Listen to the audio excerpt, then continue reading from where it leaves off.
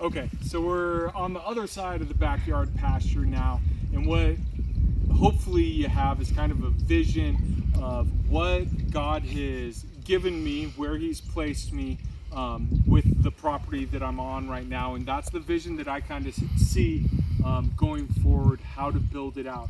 But the thing is, plans don't always go according to our plans. God has His own plan, so it's kind of what I'm seeing right now, and as far as I can see forward. Now, of course, I have a dream, but God's plans may be different than my dreams.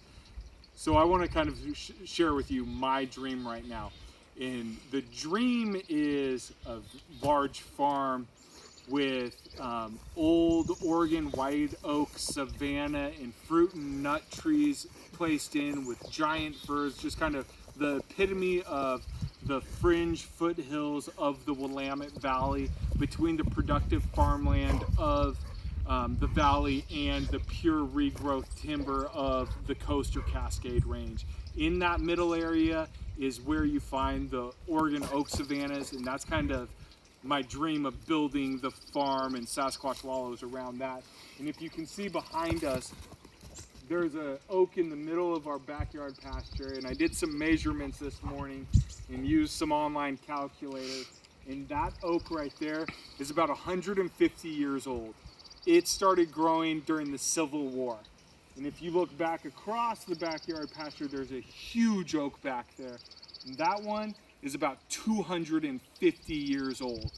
And what we're seeing is, with the growth of the population in the valley, these oak savannas are being destroyed and decimated. And I remember driving up and down the valley, going to duck games as a kid, and when you get further south, there's even more of the savannas around southern Oregon, which I think are just beautiful.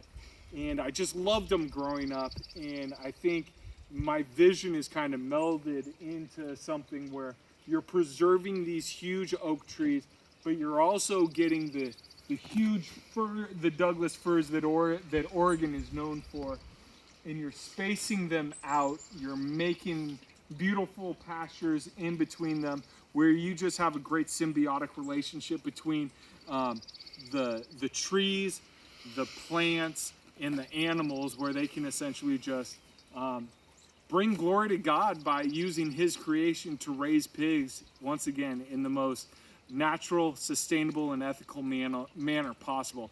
And that's my dream. That's my vision. That's what I'm trying to do with Sasquatch Wallows. Hopefully, we're about to slaughter our first pigs and eat some bacon. Hopefully, it's as delicious as I have it in my mind. So that's the dream.